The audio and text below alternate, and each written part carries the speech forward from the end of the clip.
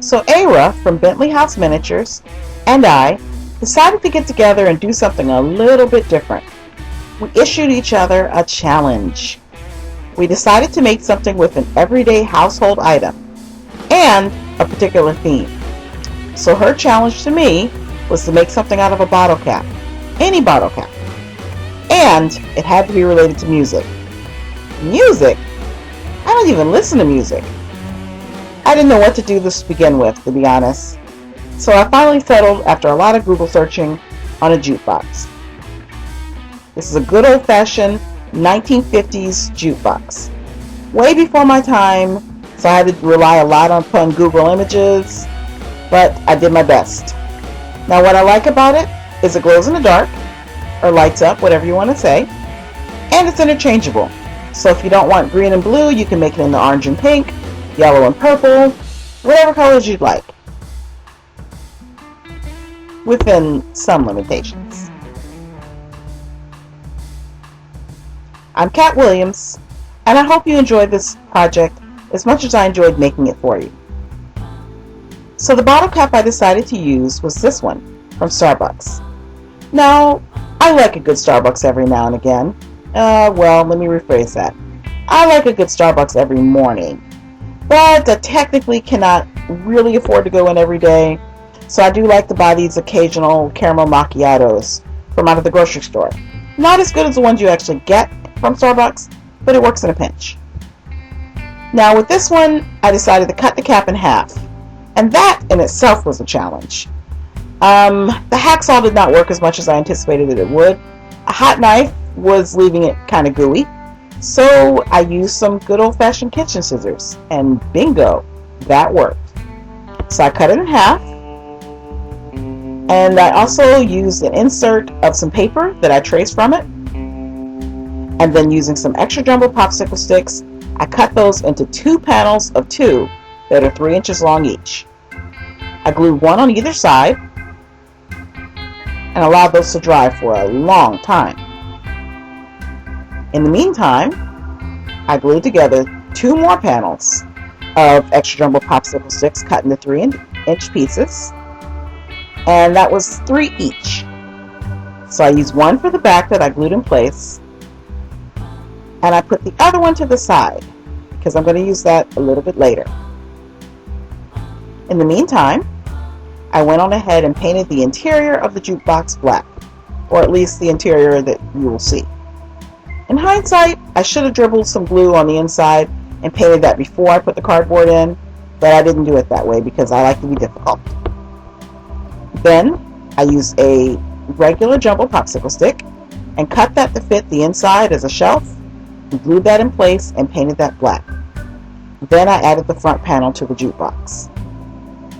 I used a metallic permanent marker to paint a simple little musical theme note thingy on the inside. This is a completely inaccurate treble clef. Like I said, completely inaccurate. And just some simple music notes.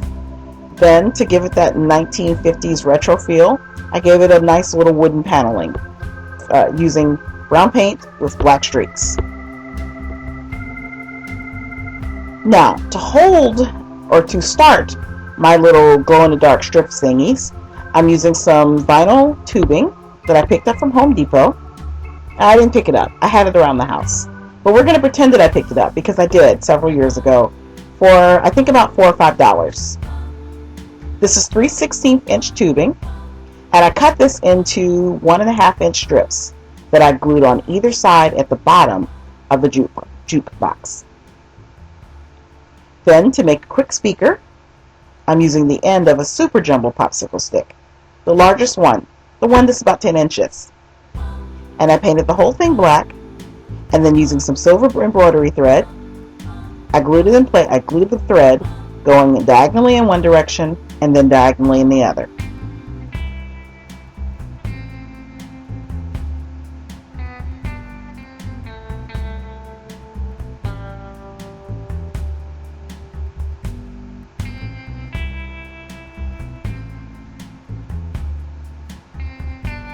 And then, just to clean up the edges a little bit, I used some silver foil tape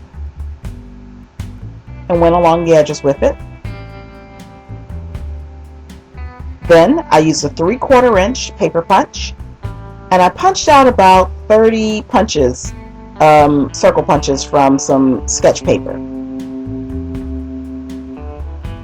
If you don't have a sketchbook, cardstock will do as well. And I put 2 of those to the side.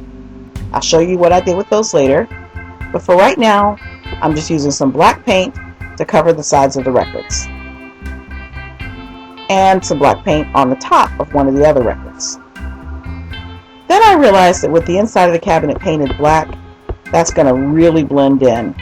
Plus, I noticed that all the jukeboxes that I saw in the pictures had some sort of silver doohickey over the records.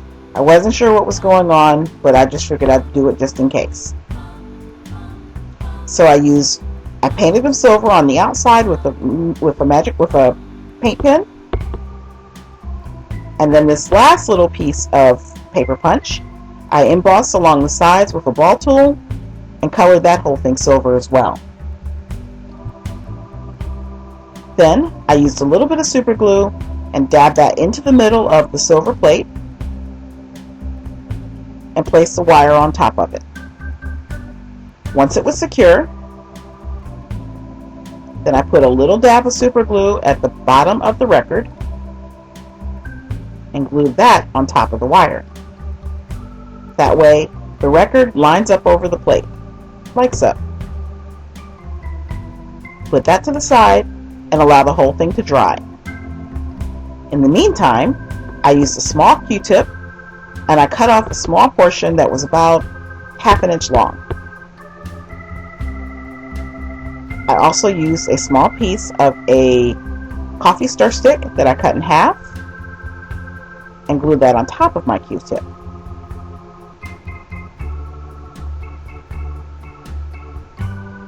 Allow it to dry, and then I painted that silver as well so it would also stand out against the black background.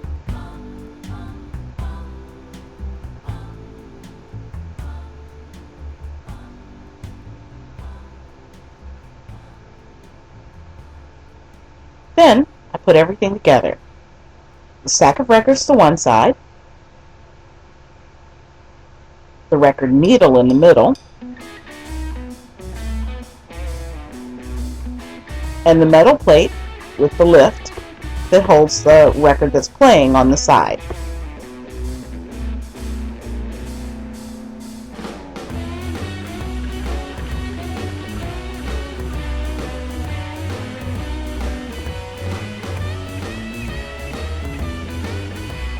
I allowed that to dry.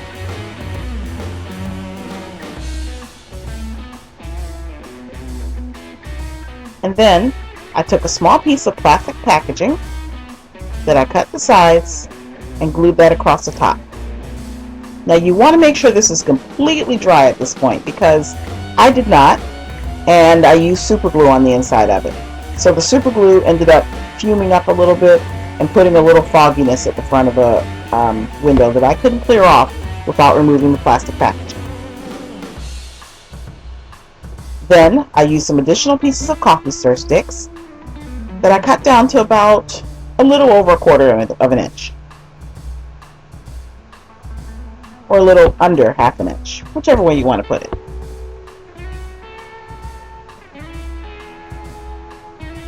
Then I painted those a green color, rounded off the edges with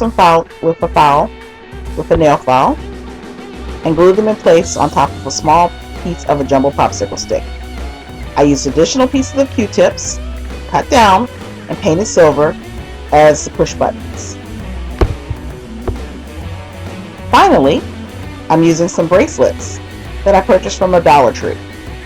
These are the glow-in-the-dark bracelets, and you can get them in a pack of 8 for $1. Then you want to go on ahead and bend and snap it in all kinds of directions to get the chemicals to react, and push one of each end into the tubes that I put in. The tubes will hold them in place, and that way when you're ready to change them out, or when they die after about 4 or 5 hours, you can change them out easily. And that's it. You're done. It's a pretty simple project that you can use over and over again several times throughout the year, as long as you buy enough glow sticks.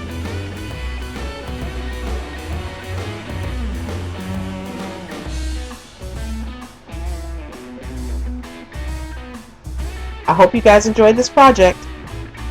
And now, on to Era's. For Era, I decided to give her as a challenge word, nighttime. And as a challenge item, string. And what she did was so unbelievably cool. I hope you guys go over to her channel, and the link is in the description box to her channel and the video below, and check out what she made. Thanks guys. Thanks so much for watching. Bye.